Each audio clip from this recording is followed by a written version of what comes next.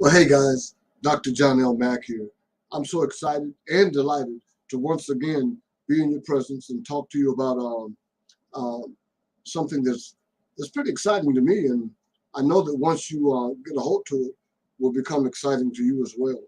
Listen, as we're going through this holiday season, I want to make sure that you take the time out to check. Um, with your loved ones. Check with your friends. I'm trying to check and make sure that this is coming through uh, on everyone's channel. There you go. Looks like we are live now. Let's see. Yes. Okay. Testing. Testing one, two. Testing one, two, three. Yes. Okay. Testing. There you go. So now we're coming out good. Hey, thank you for being here. I apologize.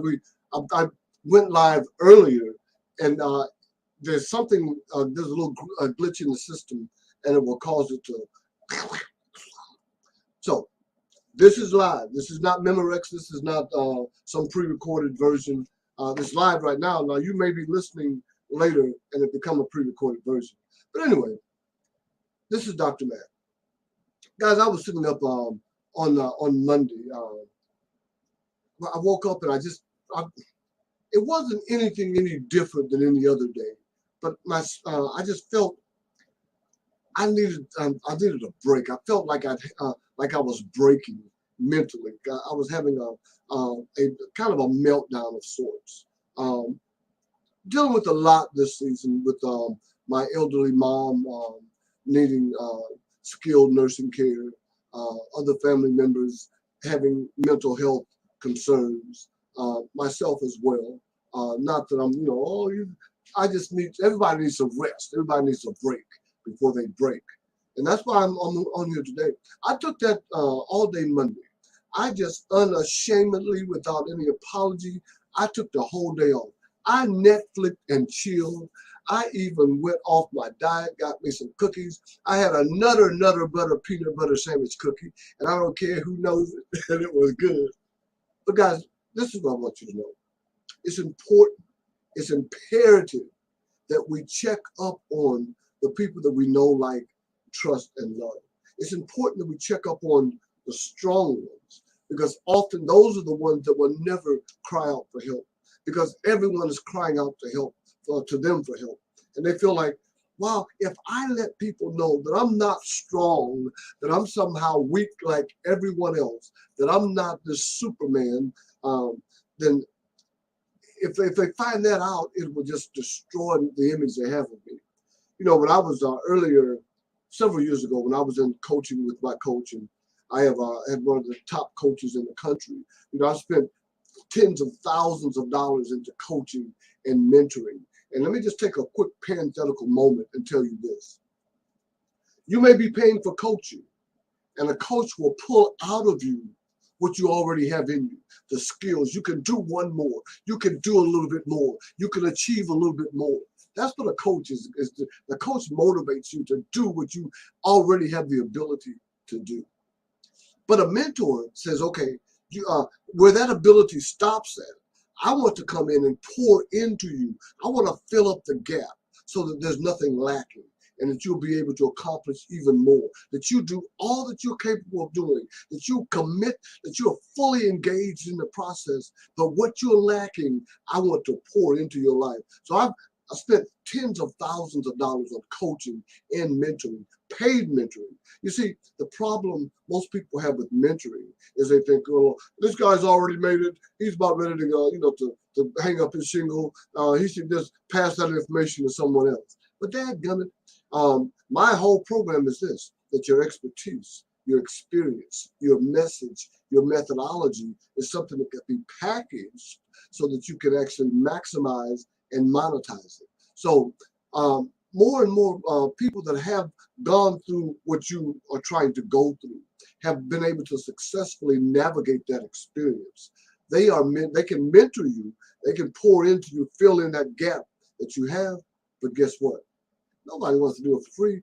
Everybody is scaling up and monetizing today. That's the industry or the field that we're in. That's where we are.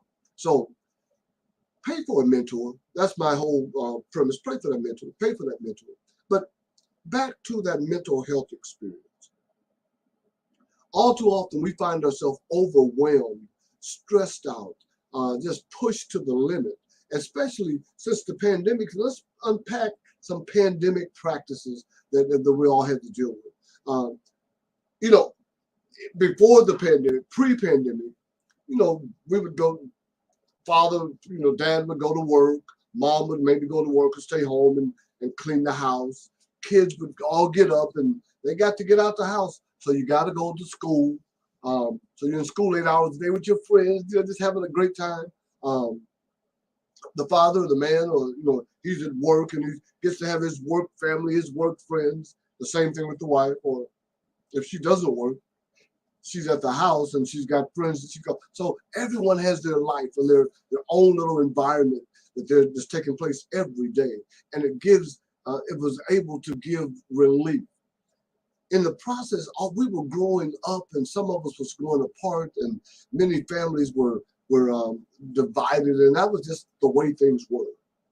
Well, when the pandemic hit, what it did was it caused everyone to be pushed into one small environment. Now, it was a big environment because you had so much other things that you could do. So when you came home, that was just your castle, your place of relaxation and comfort. But now, this that we were sheltered in for 2.5 years, you couldn't go nowhere pretty much or do anything for fear of catching. It's so small that it was killing millions of people worldwide. Everyone was fully afraid, and that fear is still being mitigated today. That fear is still being dealt with. So people were afraid to move, afraid to do anything. They're stuck in this tiny environment. I'm gonna show a little bit of my education. Jean-Paul Sartre wrote a book called No Exit, and he talked about these three strangers that were put into this apartment. And each one of them, there was something lacking in the space that would cause them to have satisfaction. So they were in this place. One of them was so fastidious and clean, but there was no toothbrush.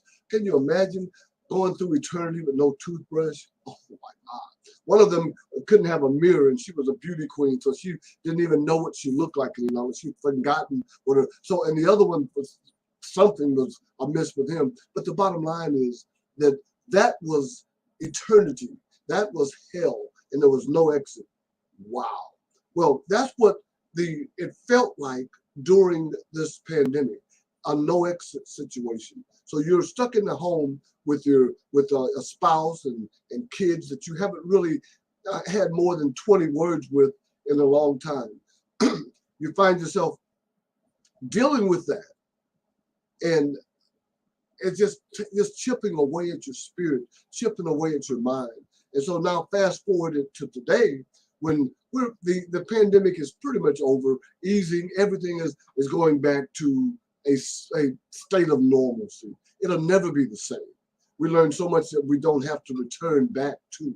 But now we find ourselves, that pandemic and all of the issues caused so much frustration that today people are waking up and they're saying, wow, I was stuck in there with these kids that I didn't know, and I know that I don't like them because they've become this eating machine, and the parents have been exposed to the fact that they weren't spending that quality time with their kids, and the spouses realized that they'd grown apart, and that there was so much all of this raw energy that was exposed. And now we find ourselves in a holiday season. There's been so many people that we've lost due to this pandemic, people that have died that we didn't even get the chance to properly grieve. All of this has gone on. And so now people are walking around with raw emotional reality. The Band-Aid's been pulled off, and they're just going about. I needed a mental health day. I needed a day to just calm down, because so many people depend on me. Rupert Kipling in his poem If said, if all men count on you, but none too much. Well, it was at a point where so many people were counting on me to get their books done, to help them to launch and leverage their expertise and their story. Our family members, our friends, people were depending on me to do what I do. And I'm the strong man. I'm the one that, there was, look here, I got to the point, I needed a break. You might need a break. So what I'm cautioning you, I'm asking you to do, as we go into this holiday season, I'm saying check up on the 5 people that matter most to you. Check in, and most of the time, those are the strong ones. Check in on the strong ones because they're the ones that won't reach out. They're the ones that won't say, hey, I need some help too. Help, I need a break. Just call and just tell them, hey, I'm thinking about you. I'm concerned about you. Are you okay? Is there anything I can do to help? And just reach out and really, really reach out. Hey, this is well past my 10-minute limit, but I just wanted to really, really emphasize the importance of reaching out to that your core group and say, hey, I miss you. I love you. I want to connect and check to make sure that you're doing okay. I hope everybody has an incredible, incredible holiday. And remember, everybody has a book in them. My job is to help you get it out and tell your story so that God gets the glory. Have an awesome day.